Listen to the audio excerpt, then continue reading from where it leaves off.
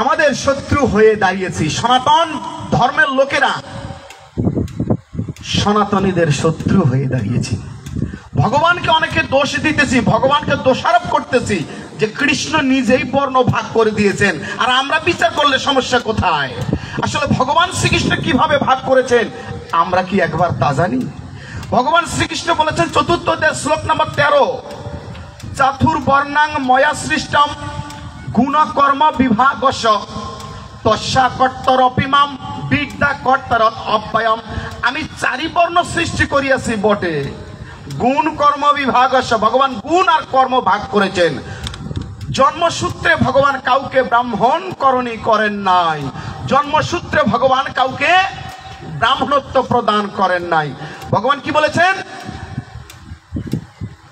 যে চাতুর্বর্ণাং ময়া সৃষ্টম গুণ কর্ম, গুণ আর কর্ম আমি ভাগ করেছি। এই কথা স্পষ্টভাবে ব্যাখ্যা করেছেন, চিরুনি অভিযান করেছেন ভগবান। কোথায়? অষ্টাদশ অধ্যায় মোক্ষযোগ শ্লোক নাম্বার 40, 41, 42, 43, 44 এই শ্লোকগুলিতে ব্রাহ্মণ ক্ষত্রিয় বিশাং শূদ্রানাঞ্চ পরন্তপ কর্মাণি প্রবক্তানি স্বভাব প্রভাবই গুণে সমদম তপ শৌচ শান্তি আর্য মেবচ জ্ঞান বিজ্ঞান আস্তিকম ব্রহ্মকার্য স্বভাবজম। ভগবান কি বললেন? অর্জুন, ব্রাহ্মণ ক্ষত্রিয় বিশাং শূদ্রানাঞ্চ পরন্তপ কর্মাণি প্রবক্তানি স্বভাব প্রভাবই গুণে। ব্রাহ্মণ ক্ষত্রিয় বৈশ্য শূদ্র চারটা বর্ণ স্বভাব আর কর্ম দিয়ে আমি ভাগ করেছি। আমি কাউকে জন্মগতভাবে ব্রাহ্মণ উপাধি দেই নাই, যে যেমন কর্ম করবে সে তেমন বর্ণ লাভ করবে। শূদ্র ব্রাহ্মণ হয় যদি ব্রহ্মকে জানে, শূদ্র ব্রাহ্মণ হয় যদি কৃষ্ণ ভজে, আর ব্রাহ্মণ শূদ্র হয় নিচু হয় যদি কৃষ্ণ তেজে। আপনার ভজন নাই, আপনি বড় বড় নিজেকে জাত নিয়ে বসে থাকবেন, আমি অনেক ইয়াবারা। আসলে আপনি যে বড় কিসে? আপনার ভজনই আপনাকে বড় বানাবে। কবি বলেছেন নিজেকে যে বড় বলে বড় সে নয়, লোকে যাকে বড় বলে বড় সে হয়। শাস্ত্র যাকে বড় বলবে, শাস্ত্র যাকে ব্রাহ্মণ বলবে সেই তো ব্রাহ্মণ হবে। আমরা যাকে ব্রাহ্মণ বলি, এই সমাজ যাকে ব্রাহ্মণ বলে, শাস্ত্র তাকে ব্রাহ্মণ বলতেছে না। শাস্ত্র বলতেছে ব্রাহ্মণ হতে গেলে সমদম তপস্য শান্তি আর্য মেবচ জ্ঞান বিজ্ঞান আস্তিক ব্রহ্মকার্য স্বভাবজম। ব্রাহ্মণের 9টা গুণ। এই যে আমরা পৈতা ধারণ করি, এই পৈতার মধ্যে 9টা সুতা, 9টা দেবতা। এই পৈতার 9টার সাথে 9টা গুণ আমাকে সম্পূর্ণ জাগ্রত রাখতে হবে। 9টা গুণের মধ্যে প্রথম গুণ হলো কি? সমদর্শিতা। আপনার মধ্যে যদি সমদর্শিতা না থাকে, আপনি নিজেকে বড় বলবেন, সকলেই ছোট। এটা আপনার অজ্ঞানতা। সরলতা। ব্রাহ্মণের আমরা সকলেই ব্রাহ্মণ হইতে পারি যদি সংস্কার হয়, যদি গুণ হয়। কেমন? আর কলিযুগে কিন্তু আবার জন্মগত ব্রাহ্মণ তো নেই, কোনো যুগেই ছিল না। কলিযুগে আবার কোনো ব্রাহ্মণ ক্ষত্রিয় বৈশ্য শূদ্র নাই। মহাপ্রভু আসার পর বর্ণ মিশ্র হয়ে গেছে। মহাপ্রভু আসার পর সবকিছু বাদ দিয়ে দিয়েছেন। কি বলেছেন? যেই ভজে সেই বড়, অভক্তহীন সার, আর কৃষ্ণ ভজনে নাই জাত কুলের বিচার। যেই ভজন করবে সেই বড়, আর যার মধ্যে ভজন নাই সে যতই গলায় ঘন্টি বাঁধিয়ে বলুক না আমি বড়, শাস্ত্র তাকে বড় বলতেছে না। ব্রাহ্মণ যদি শুদ্ধাচার না হয়, ব্রাহ্মণ কাকে বলা হয়? যে মুখে বেদ মন্ত্র পাঠ হয়। ব্রাহ্মণ কাকে বলা হয়? যার মধ্যে সর্বদাই ক্ষমা, সরলতা, সহিষ্ণুতা, আস্তিক্য, বিশ্বাসতা, শুদ্ধতা, পবিত্রতা, তাকেই তো ব্রাহ্মণ বলা হয়। ব্রাহ্মণ যদি মাংস আহার করে, মনুসংহিতায় বলে সে রাক্ষসে পরিণত হয়।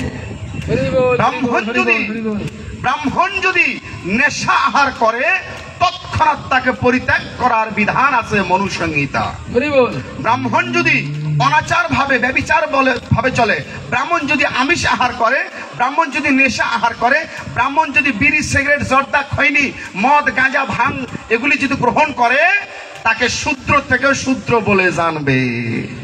মনুসংহিতা বলা হয়েছে 1 কোটি ব্রাহ্মণকে যদি আপনি অব্রাহ্মণকে, ব্রাহ্মণ কুলে জন্ম নিয়েছে, ব্রাহ্মণের আচরণ নাই, এরকম 1 কোটি ব্রাহ্মণকে সেবা বাদ দিয়ে একজন শুদ্ধ ব্রাহ্মণ, একজন শুদ্ধ বৈষ্ণব, একজন শুদ্ধ ভক্তকে সেবা দিলে কোটি ব্রাহ্মণ সেবার সমমান পার হয়ে যাবে। না বাজিল স্বর্গের ঘন্টা লক্ষ লক্ষ ব্রাহ্মণ ভোজনে, আর রুহিদাস পরম বৈষ্ণব ঘন্টা বাজে তার প্রত্যেকটা ভক্ষণে। লক্ষ লক্ষ ব্রাহ্মণকে সেবা দিয়েছিলেন যুধিষ্ঠির মহারাজ, স্বর্গের ঘন্টা বাজে নাই, আর একজন রুহিদাস পরম বৈষ্ণবকে সেবা দেওয়ার সাথে সাথেই স্বর্গের ঘন্টা বেজেছিল। তার মানে কি, শাস্ত্র বলতেছে আপনাকে আচারিয়া ব্রাহ্মণ হতে হবে, আপনাকে শুদ্ধাচার ব্রাহ্মণ হতে হবে। গীতা ব্রহ্মবাণী, যে মুখে ব্রহ্মবাণী উচ্চারণ হবে। এই যে অনেক সময় বৈষ্ণবেরা, বাকি আমরা সরাসরি নাম ধরে বলি, এখানে করে ইস্কন থেকে আমি ক্ষমা প্রার্থী, ইস্কনেরা যাত্রার মুখে পাঠ শুনে না, এটা কিন্তু ওনাদের বড় একটা অপবাদ। যাত্রার মুখে পাঠ শুনে না, যাত্রার হাতে অন্ন গ্রহণ করে না, যাত্রার বাড়িতে খায় না, এটা ওনাদের একটা কুস্বভাব আমরা মনে করি, আমিও মনে করি। কিন্তু আসলে শাস্ত্র কি বলে একবার দেখেছেন? একজন ভক্ত যদি অভক্তের হাতে অন্ন গ্রহণ করে, ওই ভক্তের যে ভক্তি সেখানে কি হবে? বিঘ্ন ঘটবে, ভক্তের ভক্তির কলুষতা বাড়বে। এই জন্য ভক্তিকে অটুট রাখতে, বিশ্বাসকে অটুট রাখতে, ভজনকে শুদ্ধতা পবিত্রতা ধরে রাখতে আপনাকে আরো একটা ভক্তের সাথে সঙ্গ করতে হবে। সদাচার যখন সদাচারের সাথে আলিঙ্গন করবে, সদাচার যখন সদাচারের সাথে কি হবে? সঙ্গ করবে, তার সদাচারিত্ব বাড়বে। আর সদাচার যখন অনাচারের সাথে সঙ্গ করবে, তার সদাচারের ক্ষয় হবে, অনাচারের লাভ হবে। যদিও শাস্ত্রে বলা হয় আমরা তো সবাই ঈশ্বরের সন্তান, হ্যাঁ আমি তো কৃষ্ণের সন্তান, আপনি ভক্ত হলে আমাকে ছোট করে দেখবেন কি করে? আপনি ভক্ত হলে আমার হাতে আপনি খাবেন না কেন? আপনি ভক্ত হলে আমাকে আপনি ছোট করবেন কেন? আমি কিন্তু ইস্কন না বাবা। তারপরে কথার পরিপ্রেক্ষিতে বলতেছি যেটা শাস্ত্রে বলে সেইটা। কারণ আমি যখন শুদ্ধাচার ভাবে চলার চেষ্টা করব, আমি চাইবো আমার শুদ্ধতাকে ধরে রাখার জন্য আরো কিছু শুদ্ধ ভক্তের সাথে সাধু সঙ্গ করার জন্য, আলিঙ্গন করার জন্য। শুদ্ধ ভক্তের সাথে যখন আমি সঙ্গ করব, আমার ভজন কি হবে? সঠিক থাকবে। আর আপনাকে সকলকে আমাদেরকে শুদ্ধতা হতে হবে। যেখানে শুদ্ধতা নেই, পবিত্রতা নেই, সেখানে ভজন নেই। আপনি অনাচার বেবিচার ভাবে যত চলবেন, আপনি কি হবে? অধোগতি প্রাপ্ত হবে। আর যদি আপনি শুদ্ধাচার ভাবে চলেন, ঊর্ধ্বগতি প্রাপ্ত হবেন। আপনি কোনটা নিবেন? অধ না ঊর্ধ্ব? গীতার পঞ্চদশ অধ্যায় পুরুষোত্তম যোগ প্রথম শ্লোকগুলিতে বলা হয়েছে ঊর্ধ্ব মূল অধম শাকম অশ্বতম প্রাহুর ব্যায়াম সন্তাক্ষ্যস্য পর্ণানি ইয়স্তং বেদ সবেদবিদ। দেখেন ভগবান বলতেছেন আমরা যে যে বাজারের লোক, সে সেই বাজারে কি সওদা করার প্রয়াস করি। তাই আমাদেরকে কি করতে হবে? শুদ্ধাচার। আচরণ যেখানে নাই, আপনি যতই বেদ পাঠ করেন, যতই গীতা পাঠ করেন, যতই ভাগবত পাঠ করেন, যেখানে শুদ্ধাচার নাই সেখানে কোনো ক্রিয়া হবে না। পাঠ হবে, সুন্দর আলোচনা হবে, কিন্তু সেখানে ক্রিয়া হবে না, প্রেম আসবে না, ভক্তি আসবে না, বৈরাগ্য আসবে না। যেখানে বৈরাগ্য নেই, প্রেম নেই, ভক্তি নেই, সেখানে ধর্ম কোথায়? তাই এগুলি আনতে গেলে আপনাকে, আপনি যে কোনো গুরু দীক্ষিত হন না, নেই শঙ্কর মঠ হন, আর আপনি অনুকূল ঠাকুরের হন, রামকৃষ্ণের হন, যে কোনো গুরুর থেকে দীক্ষা নেন, যে কোনো পরিবার থেকে নেন, ওইখানে আপনার সমস্যা নাই। সমস্যা আপনার কাছে, আপনি আচরণ মানেন না। তাই এই জন্য আমাদেরকে আগে আচারিয়া হতে হবে। ওই যে আমি আগে বললাম, দীক্ষার আগেও আমরা যেমন ছিলাম, যা যা খেতাম, দীক্ষার পরেও আমরা তেমনই আছি, তাই তাই খাইতেছি, আমাদের কোনো পরিবর্তন নাই। এই দীক্ষা নিয়ে লাভ কি? এই দীক্ষা নিয়ে লাভ কি? এই দীক্ষা নিয়েও আপনি নরকে যাবেন, কারণ আপনার পরিবর্তন ঘটে নাই। যে আপনি এখনো স্বধর্মে আসতে পারেন নাই, আপনি স্বধর্মে, সনাতনীরাও স্বধর্মে নাই। সনাতনীরা স্বধর্মে নাই। শ্রেয়ান স্বধর্ম বিগুণ পরধর্ম অনুষ্ঠিত স্বধর্ম নিধনং শ্রেয় পরধর্ম ভয়াবহ। শাস্ত্রে কি বলে? আমরা এই শ্লোকগুলোকে উল্টা ব্যাখ্যা করে থাকি। যদি আমরা সনাতনীরা সনাতন ধর্মে না থাকি, অন্য কর্ম ধর্মে যদি যাই, আমাদের কি হবে? নিশ্চিত নরকগামী হবে। এটা হলো বাহ্যিক ব্যাখ্যা, এটা হলো বাহ্যিক ব্যাখ্যা, সনাতন ধর্ম ছেড়ে যদি অন্য ধর্মে যায় তার নরকগামী হবে, এটা বাহ্যিক ব্যাখ্যা। আধ্যাত্মিক কি বলে এটা দেহতত্ত্ব দিয়ে বুঝতে হবে। গীতাটা অন্তর্মুখী। শ্রেয়ান সধর্ম বিগুণ পরধর্ম অনুষ্ঠিত। স্বধর্ম, স্বধর্ম কি? আপনার ধর্ম। আপনার ধর্ম কি? আপনি আত্মা। আপনি কি আত্মা? জীবাত্মা। আপনার ধর্ম কি? আত্মার ক্রিয়া কি? শ্রাদ্ধ পিণ্ড নয়, আত্মার ক্রিয়া হলো আত্মাকে অনুশীলন করা। আমি জীবাত্মা আর কৃষ্ণ হলেন পরমাত্মা, তাই পরমাত্মার প্রতি আমাকে অনুশীলনই হতে হবে। এটাই হলো আত্মার ক্রিয়া। তাই আমি হলাম জীবাত্মা। আমার ধর্ম কি? জীবাত্মার ধর্ম পরমাত্মার প্রতি নিজেকে সমর্পণ করা। জীবাত্মার ধর্ম হলো পরমাত্মাকে সেবা করা। জীবাত্মার ধর্ম হলো পরমাত্মার মনের মতো করে চলা। পরমাত্মার মনের মতো কে চলবে? জীবাত্মা। তখন এই জন্য কৃষ্ণ কি বলেছেন? মনমনা ভব মদ ভক্ত মদ জাজি মাম নমস্কুরু মাম বৈশ্বাসী সত্যন্তে প্রীতি জানি প্রিয় অসীমে মনমনা। আমার মনের ভাবনায় ভাবিত। কি বলতেছে? পরমাত্মা বলতেছেন জীবাত্মাকে মনমনা ভব, আমার মনের ভাবনা ভাবিত হোক। মদ জাজি, আমাকে জানো। মাম নমস্কুরু, আমাকে নমস্কার করো। কাকে? পরমাত্মাকে, কৃষ্ণকে। মাম বৈশ্বাসী সত্যন্তে প্রীতি জানি প্রিয় অসীমে, আমি একমাত্র পরম সত্তা। আর তাও যদি না পারো কি করবে? কি করবে? আবার নিচের শ্লোকে বললেন সর্বধর্মানাং পরিত্যাজ্য। তাও যদি না পারো, সমস্ত কি ধর্ম? আজ থেকে 5,500 বছর আগে কুরুক্ষেত্রে যখন যুদ্ধ হয়, অন্য কোন ধর্মের লোক, অন্য কোন সম্প্রদায়ের লোক, বর্ণ লোক ছিল না, সব সনাতনীরাই ছিল। সব সনাতন ধর্মের লোকেই ছিল কুরুক্ষেত্রে। কুরুক্ষেত্রে অন্য কোন ধর্মের লোক ছিল না। তারপরও কৃষ্ণ কেন বললেন? কি বললেন? অর্জুন সর্বধর্মানাং পরিত্যাজ্য। ওখানে সনাতন ধর্ম ব্যতীত আর কোন ধর্মের লোকেই ছিল না কুরুক্ষেত্রের যুদ্ধে। তারপরও ভগবান বললেন সর্বধর্মানাং পরিত্যাজ্য, সমস্ত ধর্ম পরিত্যাগ করে। কাকে? মামে একং, আমাকে একক ভাবে। আমি এক কৃষ্ণ, দ্বিতীয় নাস্তি, এক ব্রহ্ম সত্য জগৎ মিথ্যা। আমি এক ব্রহ্ম, চলে স্থলে অন্তরিক্ষে বিশ্ব ব্রহ্মাণ্ডে ব্রহ্মময় জগৎ আর জগৎময়ী কেবল ব্রহ্ম। তা বললেন সর্বধর্মানা পরিত্যাজ্য। তোমার সমস্ত কি ধর্ম?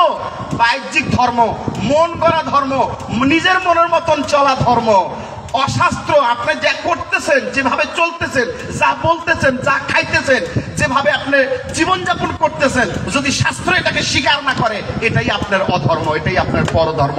আর এই ধর্ম করলে কি হবে? অশাস্ত্র বিহিতং ঘোরং তপ্প অন্তেজনা। অশাস্ত্র বিহিতং ঘোরং তপ্পান্তে জনা, যে তপজনা দম্ভ অহংকার সংযুক্ত কাম রাগ বলান্বিতা। সপ্তদশ শ্রোতাত্র বিভাগ শ্লোক নাম্বার 5-6। কি বললেন? অশাস্ত্র ভাবে আপনি যদি ঘোর তপস্যা করেন, তারপরও নরকগামী হবেন। তাই ধর্ম কোনটা? যেটা শাস্ত্র স্বীকার করে। ধর্ম কোনটা? যা শাস্ত্র ভাগবতম সাক্ষাৎ প্রণীতম। আপনি মনের মতন আপনি একটা ধর্ম বানালেই একটা ধর্ম হয়ে যাবে? অসম্ভব। আপনি বানালে ধর্ম হবে না। ধর্ম সাক্ষাৎ ভাগবতম প্রণীতম। ভাগবত থেকে, ভগবান থেকে যা প্রণীত হয়েছে তাহাই ধর্ম। আর ভগবান যেভাবে চেয়েছেন সেভাবেই আপনাকে হতে হবে। আপনি নিজের মনের মতন, আমার মনের মতন, আপনার মনের মতন হলে হবে না। ভগবান যেভাবে চেয়েছেন সেভাবে আপনাকে হতে হবে। তাই ভগবান বলছেন সর্বধর্মানাং পরিত্যাজ্য। সমস্ত ইন্দ্রিয় ধর্ম, মন গড়া ধর্ম, বাহ্যিক ধর্ম, অশাস্ত্র ধর্ম পরিত্যাগ করে মামে একং, আমাকে এককভাবে শরণং ব্রজ, স্মরণ করো। আমাকে যখন সব কিছু ছেড়ে স্মরণ করবে, আর তখন আমি কি করব? অহম তাম, তখন গিয়ে আমি তোমাকে সর্ব পাপভ্য, তোমার সমস্ত পাপ থেকে মোক্ষ ইস, আমি মা সূচ, মুক্তি করে দেবো। এতে না সংশয়, কোনো সন্দেহ নাই। কিভাবে বলছেন ভগবান? কিন্তু আমরা কি বলি? আরে কৃষ্ণ তো গীতায় বলেছেন, কি বলেছেন? যে যথামাং প্রবদান্তে তাং তেস্তে ভজামম, যে যেভাবেই ভজনা করবে সে সেভাবেই পাবে। রামকৃষ্ণ বলেছেন, কি বলেছেন? যত মত তত পথ। ভগবানও বলেছেন যে যথামাং প্রবদান্তে তাং তেস্তে ভজামম, যে আমাকে যেভাবেই ভজনা করবে সে সেভাবেই পাবে। আরে বোকার দলেরা ভগবান কি বলছেন? যে যথামাং প্রবদান্তে তাং তেস্তে ভজামম, এটা প্রথম লাইনটা, ওই শ্লোকের প্রথম লাইন, যে আমাকে যেভাবে ভজনা করবে সেভাবে পাবে। কিন্তু ব্র্যাকেট দিয়ে নিচের লাইনে কি বললেন? আসল কথাটা আমরা বুঝতে পারি নাই। নিচের লাইনে কি বললেন? মম বর্তানু অনুবর্তন্তে মনুষ্য পার্থ সর্বস্ব। যে আমাকে যেভাবে ভজন করবে, যেভাবে চাইবে সেভাবেই আমি আসি, আংশিক রূপে, পূর্ণ রূপে নয়। দেবদেবীর পূজা করলেও আমারই পূজা করা হয়, ভূত রাক্ষসের পূজা করলে তাও আমারই হয়, কিন্তু পূর্ণভাবে নয়। মম বর্তানু অনুবর্তন্তে, আমার বক্তব্য অনুযায়ী, আমার কথা অনুযায়ী, আমার বাণী অনুযায়ী, ডাক্তারের প্রেসক্রিপশন অনুযায়ী যে রুগী পেশেন্ট ঔষধ গ্রহণ করবে তার রোগ ভালো হবে। তো ভগবান শ্রীকৃষ্ণ বলতেছেন মম বর্তানু অনুবর্তন্তে, আমার বক্তব্য অনুসারে, আমার কথা অনুসারে, আমার বাণী অনুসারে যে ব্যক্তি জীবন যাপন করবে, পার্থ সর্বস্ব, হে পার্থ সেই হলো সর্বশ্রেষ্ঠ। তো ভগবানের কাছে কি হতে হবে? আমাদেরকে শ্রেষ্ঠ ভক্ত হতে হবে। শ্রেষ্ঠ ভক্ত হলে কিভাবে হতে হবে? ভগবানের বাণী অনুযায়ী, ভগবানের নিয়ম অনুযায়ী, ভগবানের আইন অনুযায়ী, ভগবানের মনের মতন হয়ে আমাদেরকে চলতে হবে। তাহলে আপনি ভগবানের সাথে সংযুক্ত হতে পারবেন। আর এই জন্য বলেছেন ভগবান সর্বধর্মানং পরিত্যাজ্য, তোমার সমস্ত বাহ্যিক ধর্ম পরিত্যাগ করে আমাকে এককভাবে স্মরণ করো, আর তখন আমি সব পাপ থেকে মুক্ত করে দেব। আর এই যে গীতা, গীতা যাকে তাকে বলা অনুচিত, গীতা যেখানে সেখানে বলা অনুচিত। যাত্রার কাছে গীতার কথা বলা যাবে না, কেননা ভগবান নিজে নিষেধ করেছে। কোথায়? অষ্টাদশ অধ্যায় 67 নম্বর শ্লোকে দেখবেন কি বলেছেন। অর্জুন ইদন্তে না তো অপস্কায় না তো অভক্তায় কদাচন ন চাষু সুরেশে বচমন ন মানভে সুয়তি। অর্জুন, কদাচিৎ অভক্তের কাছে, কৃষ্ণ নিন্দুকের কাছে, গীতা নিন্দুকের কাছে, বৈষ্ণব নিন্দুকের কাছে, সাধু নিন্দুকের কাছে আমার কথাগুলি বলবে না। যারা আমাকে নিন্দা করে কৃষ্ণ ভগবান নয়, যারা আমাকে নিন্দা করে কৃষ্ণ ভজন করলে উদ্ধার হবে না। যারা আমি কৃষ্ণকে নিন্দা করে, যারা আমাকে বিরূপ মন্তব্য করে, যারা আমাকে মন্দ বলে, এদের কাছে কখনো এই গুরুত্বপূর্ণ রহস্য তত্ত্ব কথাগুলি প্রকাশ করবে না। তার কাছে শ্রম দেওয়া আর পাগলের শ্রমের সমমান হবে। তাই কার কাছে বলবে? আমার কথা তার কাছেই বলবে। কার কাছে? কথা অন্তঃ পরস্পরম, যার সাথে কথা বলে পরস্পরে আনন্দ তৃপ্ত হয়। এই যে আপনারা কথা শুনতেছেন একাগ্র চিত্তে, আপনাদের কাছে কোনো আওয়াজ আমি দেখতেছি না, নীরবতা সহকারে গীতা শুনতে হলে এই রকম করে শুনতে হয়। পাঠক আর শ্রোতা মুখোমুখি কেন বসি? পাঠক যে কথাগুলি বলবেন, শ্রোতা প্রত্যেকটা কথা একাগ্র চিত্তে গ্রহণ করবে, রিসিভ করবে। এই জন্য পাঠক আর শ্রোতা মুখোমুখি বসা হয়। আমরা তো অনেক কীর্তনে যাই, অনেক পাঠে যাই, ভজন কীর্তন শুনে চলে আসি। আমাদের মেমোরিটা কিন্তু কি হয় না, ক্লিনার হয় না, ওয়াশ হয় না, পরিষ্কার হয় না।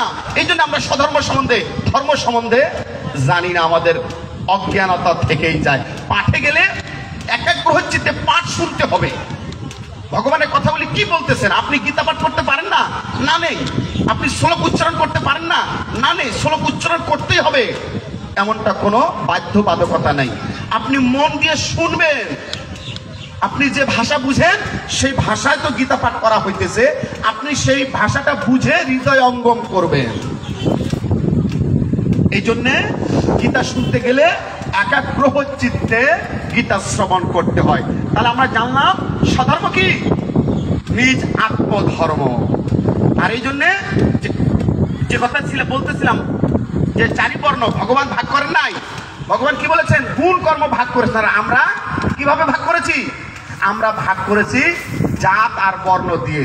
আমি যদি ব্রাহ্মণ কুলে জন্ম নেই, আমি ব্রাহ্মণ। কেউ যদি ক্ষত্রিয় কুলে জন্ম নেয়, ও ক্ষত্রিয়। কেউ যদি বৈশ্য কুলে জন্ম নেয়, ও বৈশ্য। কেউ যদি শূদ্র কুলে জন্ম নেয়, ও কিন্তু শূদ্র। আসলে শাস্ত্র কি বলতেছে? আমি 4টা বর্ণ 3টা গুণ। তারপরে ভগবান কি বললেন? এরপর ব্রাহ্মণের গুণ হলো 9টি গুণ সম্পূর্ণ হলো তাকে ব্রাহ্মণ বলা হয়। আর ব্রাহ্মণ সর্বদা সদাচার, শুদ্ধাচার, পবিত্রতা থাকবে। ব্রাহ্মণ আমরা যে কেউ হতে পারি। ব্রাহ্মণ আমরা যে কেউ হতে পারি যদি সেই আচরণগুলি পালন করি, সংস্কার হই, অবশ্যই আমরা ব্রাহ্মণ হতে পারবো। তারপরে কি? ক্ষত্রিয়। ক্ষত্রিয় কারা? দানম ঈশ্বরম ক্ষাত্র কর্ম স্বভাবজম। যে দানী হবে, যে দানবিক, এবং যুদ্ধে চ অপলানায়ম, যে যুদ্ধ থেকে কখনো পলায়ন হয় না, পিছু টানে না, পিছু আসে না, সে হলো যে ক্ষত্রিয়। আর কে? কৃষি গোরক্ষা বাণিজ্য বৈশ্যকর্ম স্বভাবজম পরিচার্য আত্মকর্ম শূদ্রের সমাপি স্বভাবজম। যে ব্যক্তি কৃষি কাজ করে, গোরক্ষা করে, সে হলো কে? বৈশ্য। আর যে পরিচর্যা করে সে হলো যে শূদ্র। আসলে আমরা এই জগতে সকলেই চারটি বর্ণ, আমরা সকলেই শূদ্র। ভগবানের কাছে আমরা কেউ ব্রাহ্মণ নই, ক্ষত্রিয় নই, বৈশ্য নই, কি নই? শূদ্র নই। আমরা সকলেই ভগবানের কাছে ছোট। ভগবানকে পেতে গেলে কেবল একটাই টাইটেল, ভগবানকে পেতে গেলে একটা টাইটেল, কেবল দাস। আমি কৃষ্ণের দাস, আর কোনো টাইটেল ভগবানের কাছে ভগবানকে পাওয়া যায় না। যতক্ষণ না পর্যন্ত আমি কৃষ্ণের দাসত্ব স্বীকার করেছেন, শ্রী হরির দাসত্ব স্বীকার করেছেন, ততক্ষণ পর্যন্ত কিন্তু আপনি হরির হতে পারবেন না। এই জন্য সন্ত গুরু রবিদাস কি বলেছিলেন? সন্ত গুরু রবিদাস বলেছিলেন, জাত পাত পুছে না কই, আর जो হরিকে ভজে সো হরিকে হই। জাতের কোনো বিচার নাই, যে হরিকে ভজবে সেই তো কেবল হরির হবে। আপনি যখন দুহাত দিয়ে হরিকে ডাকবেন, হরি সহস্র বাহু দিয়ে আপনাকে রক্ষা করবে। আর আপনি যদি এক হাত দিয়েও না ডাকেন, ভগবান কখনোই আপনাকে করুণা করবেন না।